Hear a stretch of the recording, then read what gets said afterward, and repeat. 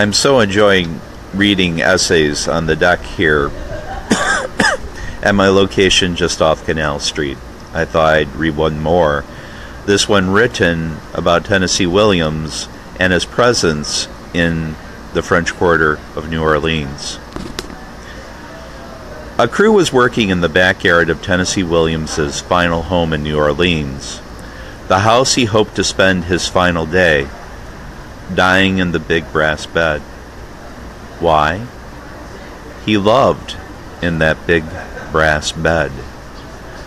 Now, not to be a ghoul, but did this wish come to fulfillment? One has to check the biography. He didn't.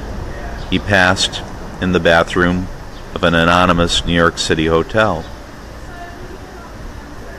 The big brass bed probably isn't in the building now.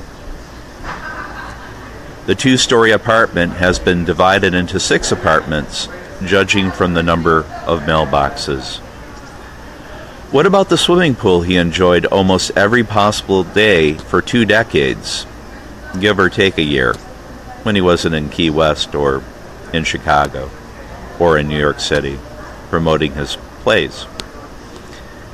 Swimming pools are hard to maintain and easy to fill with concrete. I looked through the iron grate gate towards the yard, and scaffolding had been erected in the passageway. I heard the sound of hammer pinging on stone. I didn't see a workman who would let me wander about.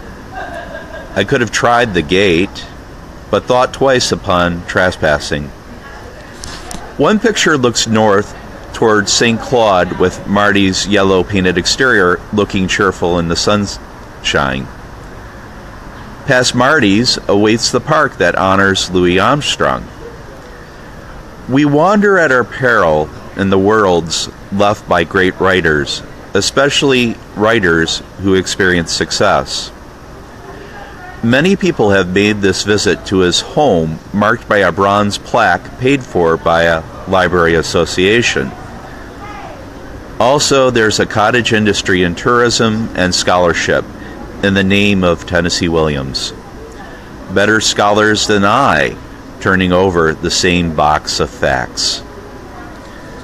Why don't I roam the Keweenaw again and really get to know how my grandmother Ino lived in South Range until she moved? I could look at my father's National Guard records.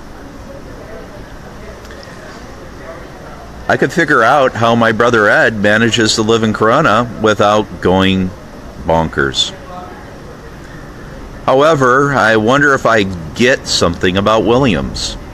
He had to hustle in his early years in town, selling and serving sandwiches made by his landlady. He loved to people watch. He dated everything, including a postcard in the collection of Marty's Restaurant, signed and dated 1977, 6 years before his passing. I'm reading his plays in the French Quarter. Cat on a Tin Roof has Baroque descriptions of the light in the upstairs room shared by Margaret and Brick. He wrote Cat on a sunny terrace. From his sunny terrace on Dumaine Street, his home faced the sunrise, and the park offered a long view. And you can see how Marty's shines in the January sunlight if you ever come visit in the wintertime.